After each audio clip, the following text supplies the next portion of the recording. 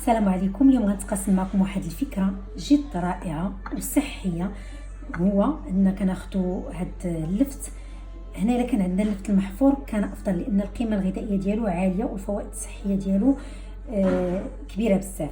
الا ما صبناش كيمكننا نديروا هاد اللفت الابيض اولا اللفت الصفر. انا خلطتهم بزوج، كناخذوهم وكنخلطوهم مع العسل، كنوضوا واحد الكميه ديال العسل. فعلى فكره هاد الوصفه راني خديتها من عند مختصين في التغذيه والصحه. كاينين شي ناس اللي كياخذوا فعوض انهم يديروا العسل كيديروا يا اما السكر سنيده اولا السكر الثقيل اللي هو سكر كلاصي. فمن الافضل اننا نستعملوا العسل لان كنعرفوا القيمه الغذائيه ديال العسل.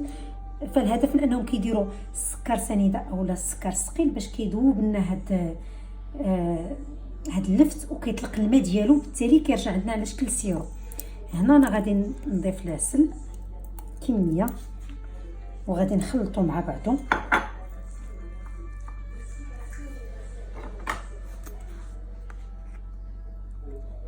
هاد الشكل هذا ندير واحد تقريبا معلقه حتى لجوج معالق ديال العسل. من بعد فغادي نغطيهم بفيلم اليمونطير وكنخليوهم يباتوا ليله كامله. بس الصباح كنصيبوا كنحصلوا على داك الماء اولا المستخلص ديال اللفت المحفور اللي قلت لك حنا ما صبناش ودرت بلاصتو. حتى هذا اللفت العادي فحتى هو راه عنده واحد الفوائد الصحيه. يعني انا جربته شحال من مره للوليدات ملي كتكون عندهم ديك الكحبه اولا السعله خاويه، فالحمد لله فادني بزاف. فهنايا غادي نغطي عليه ونخليه حتى الغدا.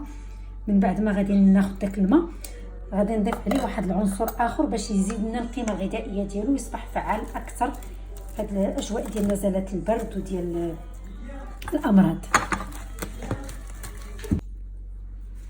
الخلط ديال اللفت هو والعسل بعد ما كيبات ليله كامله فكيطلق لنا الماء ديالو. هنا غادي نصفيوه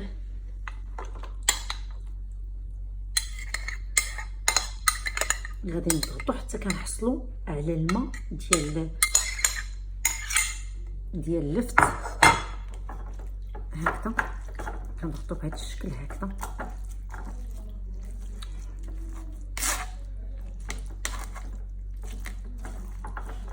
شفتيو كنحصلوا عليه على هذا الشكل هذا.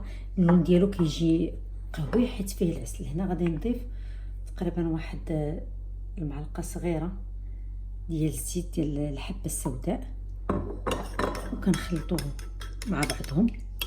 وفي التالي كنحصلوا على هذا المحلول اولا هذا المشروب الصحي، فكيعالج على التهاب الشعب الهوائيه وطرد البلغم الى جانب انه كيهدئ السعال.